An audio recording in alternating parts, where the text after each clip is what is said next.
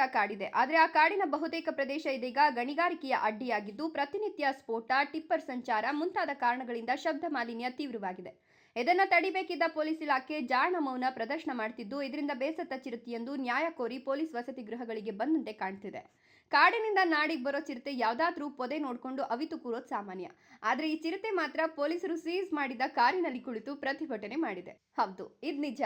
Gudibande police ವಸತಿ ಗೃಹಗಳಿಗಿಂದು ಬೆಳ್ಳಂಬೆಳಗ್ಗೆ ವಿಶೇಷ ಅತಿಥಿಯಾಗಿ ಆಗಮಿಸಿದ ಚಿರತೆ ಮರಿಯೊಂದು ಪೊಲೀಸ್ ವಸತಿ ಗೃಹಗಳ ರಸ್ತೆಗಳಲ್ಲಿ ಗಾಂಭೀರ್ಯದಿಂದಲೇ ಸಂಚಾರ ಮಾಡಿ ಕೊನೆಗೆ ಪೊಲೀಸರು ಸೀಸ್ ಮಾಡಿದ್ದ ಕಾರೊಂದನ್ನು ಹತ್ತಿ ಸೀಟ್ ಕೆಳಗೆ ಆರಾಮವಾಗಿ ಮಲಗಿದೆ.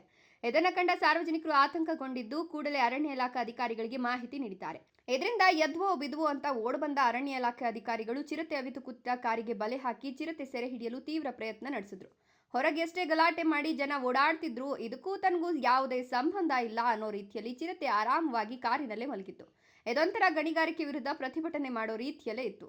ಪೊಲೀಸರ ನಿರ್ಲಕ್ಷ್ಯತನದ ವಿರುದ್ಧ ಚಿರತೆ ಬಂದು ಪೊಲೀಸ್ ವಸತಿ ಗೃಹಗಳಲ್ಲಿ ಠಿಕಾಣಿ ಹಾಕದಂತೆ ಕಾಣ್ತಿತ್ತು. ಆದರೂ ಅರಣ್ಯ ಇಲಾಖೆ ಅಧಿಕಾರಿಗಳು ಸುಮಾರು 5 ಗಂಟೆಗೂ ಹೆಚ್ಚು ಕಾಲ ಚಿರತೆ ಸೆರೆಗಾಗಿ ತೀವ್ರ ಪ್ರಯತ್ನ ಮುಂದುವರೆಸಿದರು. ಮಧ್ಯಾಹ್ನ ಸುಮಾರು 1 ಗಂಟೆ ಆಸುಪಾಸಿನಲ್ಲಿ ಚಿರತೆ ಕಾರಿನಲ್ಲಿ ಪ್ರವೇಶ ಮಾಡಿದ್ದು, ಅದೇ ಸಮಯಕ್ಕೆ ಸ್ಥಳಕ್ಕೆ ಬಂದ ಪೊಲೀಸ್ ಅಧಿಕಾರಿಗಳು, ಅರಣ್ಯ ಇಲಾಖಾ ಅಧಿಕಾರಿಗಳು ಕಾರಿನಲ್ಲಿ ಮಲಗಿರುವ ಚಿರತೆಯನ್ನ ಸೆರೆ ಹಿಡಿಯುವ ಕಾರ್ಯಾಚರಣೆ ಆರಂಭಿಸಿ ಸಂಜೆ 6 ಗಂಟೆಯಾದರೂ ಚಿರತೆಯನ್ನ ಸೆರೆ ಹಿಡಿಯುವಲ್ಲಿ ಸಂಪೂರ್ಣ ವಿಫಲರಾದರು.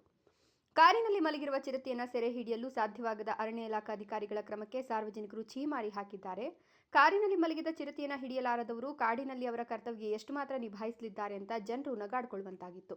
ಆದರೆ ಸಂಜೆ 6:30 ವೇಳೆ ಕಾರಿನಲ್ಲಿ ಮಲಗಿದ ಚಿರತೆಯನ್ನ ಸೆರೆ ಹಿಡಿಯುವಲ್ಲಿ ಅರಣ್ಯ ಅಧಿಕಾರಿಗಳು ಯಶಸ್ವಿಯಾದರು. ಅದು ಚಿಕ್ಕ ಮರಿಯಾಗಿದ್ದು ದಾರಿ ತಪ್ಪಿ ಊರಿಗೆ ಬಂದಂತಿದೆ. ಜನರನ್ನ ಕಂಡು ಭೀತಿಯಿಂದ ಕಾರಿನಲ್ಲಿ ಅಡಗಿ ಕುಳಿತಿದ್ದು ಅದನ್ನ ಹಿಡಿಯಲು ಸ್ಥಳೀಯ ಅರಣ್ಯ ಇಲಾಖಾ ಅಧಿಕಾರಿಗಳು ಇಡೀ ದಿನ ಸಮಯ ವ್ಯರ್ಥ ಮಾಡಿ ಏನೇನೋ ಕಸರತ್ತು ನಡೆಸಿ ಕೊನೆಗೂ ಸಂಜೆ 6:30 ವೇಳೆಗೆ ಸೆರೆ ಹಿಡಿದ್ರು. ಇದರಿಂದ ಸ್ಥಳೀಯರ ಆತಂಕ ದೂರವಾಗಿದ್ದು ನಿಟ್ಟುಸಿರು ಬಿಡುವಂತಾಯಿತು.